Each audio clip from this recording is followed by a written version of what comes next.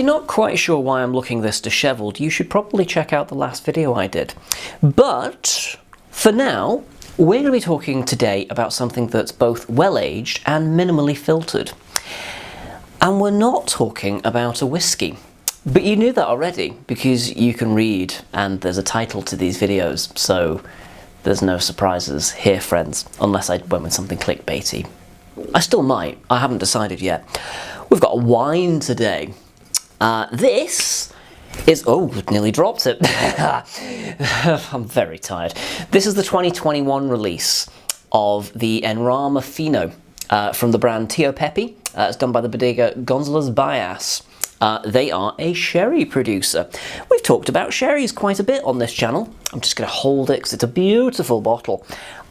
We've covered an Rama Pepe last year, the 2020 release. That was a beautiful looking bottle and a beautiful wine. I thoroughly enjoyed it. So when this was finally released, about 6 weeks ago, I was like, yes, I need to get my hands on that. And then I didn't have time. And I finally got a bottle from a lovely place called Cork and Cask. They're a little wine and whiskey and beer shop in, was I in Marchmont? I don't really remember, but it's a cute little shop, and I picked up a couple of other fun things. We'll be covering those in a while. It's lovely, like blue foil on it and stuff like that, and it's got grapes on it, which is exciting because it's made with grapes because it's a wine.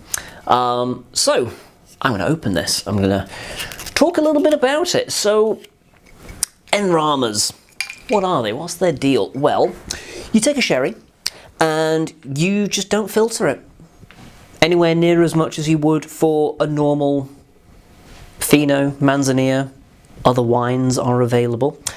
Made with Palomino Fino grapes, hence the Fino, although there was a release of a Fino about 8 months ago, and that was made with Pedro Jimenez grapes, and I really wanted to get my hands on it, but it was like £120 a bottle, and I was like, I'm still tempted, but no. And that would have been with like import costs and everything like that. This particular bottling is a little bit unusual. The master blender for Gonzales Byass this year was assisted by his daughter. So I don't know if there's like a passing of the torch kind of a thing going on. So we get to kind of try 2 generations of the family's work with this. It's drawn from 89 butts. I'm doing all this off the top of my head. Drawn from 89 butts from, I mean, it's a big bodega, so they've got a lot to pick from. Let's talk about sherry for a second. I like any excuse to talk about this wine because I feel like it's a real underdog, and I don't quite understand why. Because they're good. I want to quickly say as well, Pepe, just the standard one, you've probably seen it out and about. It's the green bottle. That maybe doesn't narrow it down. It's the green bottle of sherry that you see in bars sometimes. You know, it says Pepe because that's the brand name. And a lot of people kind of pass it over because it's like, ugh, it's just cheap nonsense. I want to quickly say here now, if you wanted to just churn out some cheap crap, you would not make sherry. It's antithetical to the very process of cutting corners. You have to take a wine, grow it in really, really just difficult conditions. I mean, the vines are like suffering basically 24/7, but they still produce. And you've got like really chalky, mineral rich, but like just baked soil. Everything around it just looks arid and knackered and tough. And then you take the grapes, you make wine out of it, which in and of itself is not an easy process. And then just to cap it off, you fucking age it. And you will let this layer of yeast develop on top that creates this sort of like inner microclimate. I've joked in the past that Finos and Manzanillas are the closest you will get to a wine that's made in space because it is produced under essentially a vacuum. No oxygen can get in because of that thick blanket of yeast on top. So, I'm not wrong. It's got its own environment, its own atmosphere within the wine itself, but it's not oxidizing. And we know that because when the yeast either breaks down due to old age or is prevented, or you increase the alcohol in the wine and kill off the yeast, you get oxidative aging. So that's where you get like your Olorosos and things like that. So that's where you get that like brown colour from. Am I going too into this? I feel like I'm going too into it. So do you know what? We'll stop with the sherry, but you should try some sherry. I strongly recommend pairing it with food. Artichoke hearts, olives, fish and chips. Actually, Fino and fish and chips. Give that a go sometime. You'd be amazed. Today's glass is a wine glass, because here's another thing.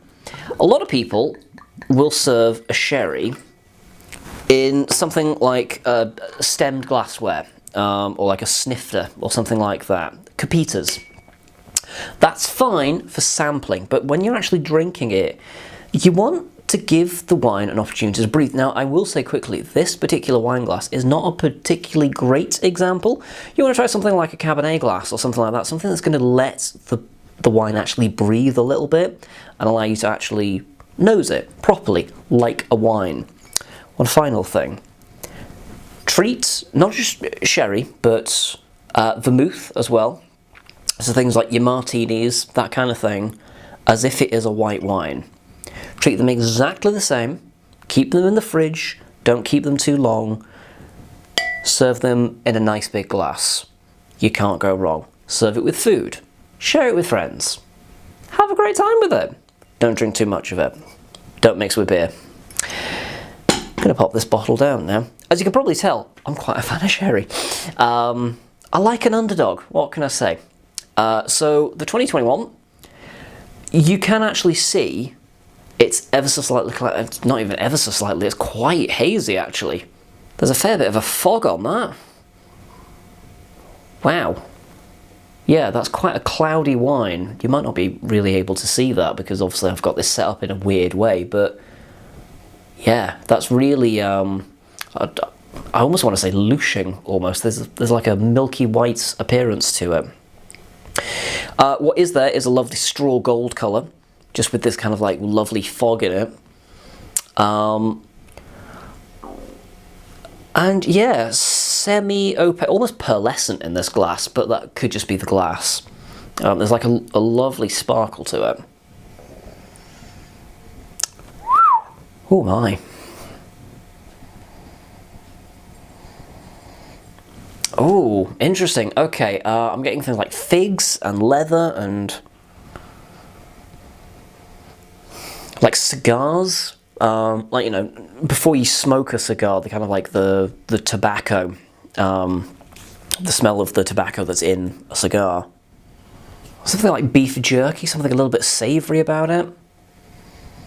There's a saltiness to it as well. It smells somewhat bitter. There's like a herbal component to it, like sage and pears if they're not quite ripe yet.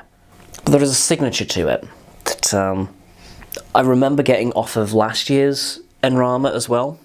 And it's difficult to pin down to an associatable smell because it's this bite that the wine has. It's a little fusile. It's a little savoury, and it's a little sour as an aroma, and it's a signature that it has. But it kind of allows you to know what you're dealing with straight away. You sort of know what it is, which is interesting, because obviously each of these bottlings is a unique version of a particular expression, if that makes sense. The Ramas are a limited release. They can age if you don't open them. Obviously I've opened mine, so you know, don't keep it for too long. Should really be drinking this inside of a week. I suspect I'm not going to have too much of an issue with that. Maybe get some olives in and have a fucking lovely night. There's like a sour lactic quality that's coming through now that it's had a bit of a chance to breathe. Like Cajun spice and pepper as well. That's what I was trying to put my finger on. Peaches. It's a lot of peaches. Yeah. I knew the smell, but I couldn't quite place it because of everything else that was going on. I should actually get around to drinking this at some point, so I mean, why keep you waiting? That's so different from last year's. It's delicate, it's earthy, it's floral. It's sourdough, and then suddenly there's this like umami whack. It's almost like oh, what is it called? Like miso. Like a good miso broth. Where did you come from? Wow. Yeah, that came out of nowhere. Because at first, you're getting quite a floral, light, easygoing wine, and then suddenly, out of nowhere, it's like, oh, by the way, I've got some savoury chops on me as well. That's fantastic. Also, there's no burn with it or anything like that. I mean, the strength on this is, double check, 15%. It's a fortified wine, it's going to be a bit stronger. There's an element of just like really, it's going to sound dumb, but like just really good water. That sounds stupid, doesn't it? But you know, like when you get like a glass of like, I don't know, like really good mineral water, and you're like, it's kind of yummy. You know, there is a difference. There is a difference. It's got a kind of like minerality to it. That's what I'm trying to get across. I feel I'm getting healthier just drinking this. There's like a brief nip of like a bitter orange rind. It's a blink and you'll miss it kind of an element to it. But the rest of it is like sourdough, savoury, little bit sort of a tannic quality to it as well. And it leaves you with this lovely kind of like miso, oxtail soup kind of an aftertaste. It sounds revolting, but it's way more understated than what I'm putting across. And it actually melds together really nicely.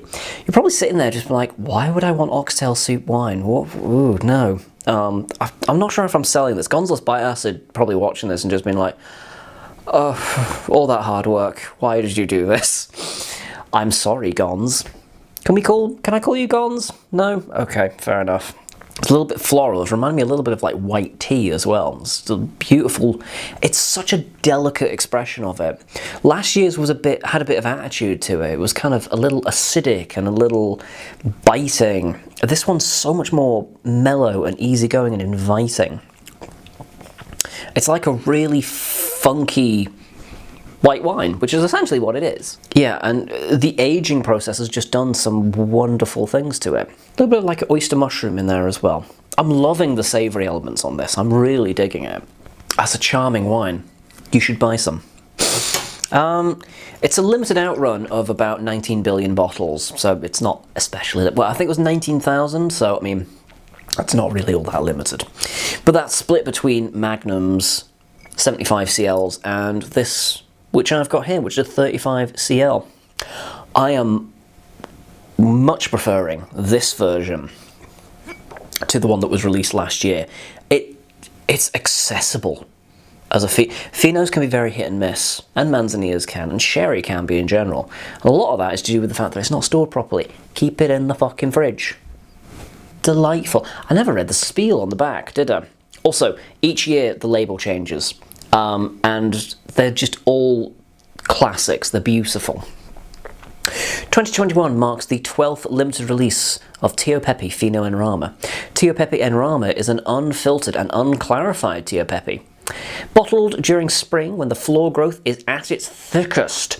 En Rama is the term used in the bodega for sherry in its raw, most delicate state, as if drinking directly from the cask itself. Always serve chilled and refrigerate after opening. I won't say it again. Put it in the fucking fridge. There we go. Not in the freezer. Never in the freezer. This is delightful. The aftertaste is still like growing as well. Like, growing is maybe not the right word, but it's like it's still developing on your palate. I've not touched that wine in like well over a minute. I've been talking. But the flavour's still lingering. So, I mean, bang for your buck as well. You're getting your money's worth in terms of flavour. You know, I could probably keep that there for another few minutes, have a conversation, and still be getting something from the wine. These are very affordable. Sherry is very affordable as a general rule. You will find it difficult to go wrong with a sherry. There are some producers that have different ways of doing things. Some outputs can be a bit, you know, some can be quite good. But as a general rule, purely due to the process, if you are in it just to make a quick buck, you're not making sherry in the first place. You're doing it because you like doing what you do. Garvey's does some interesting Manzanitas and Olorosos and stuff. Their bottles are nothing to look at. They look very no frills, but the wine inside is actually pretty respectable. I like Gonzales Byass's output. I love their Pedro Jimenez, the No. Fuck me, that is a good PX. We've actually covered, not by, it was a Valdespino, I believe, the El Candado, which means padlock or something like that. I don't know, I flunked Spanish because I didn't take it in the first place. And that was a glorious, like, chocolate bomb of a PX. Oh, I got a free padlock, so that was nice. Yeah, explore more sherries. Let me know down below. What sherries do you think are worth trying? Do you want to experiment with sherry? You know, not with like handcuffs and all that stuff. Although you do you, or whoever you do. Anyway, let me know down below. What sherries have you tried? Have you had any epiphany moments? Are you not really that into them? Are you more of a vermouth or a port person? Let me know your hints, tips, and tricks down below. There we go. I'm not going to redo that. It's a bloop. I've been watching some Ralphie again. Sorry. But for now, though, I will say thank you very much for watching. I'm going to go and collapse in the bath. But do join me next time, where I'll be drinking something else.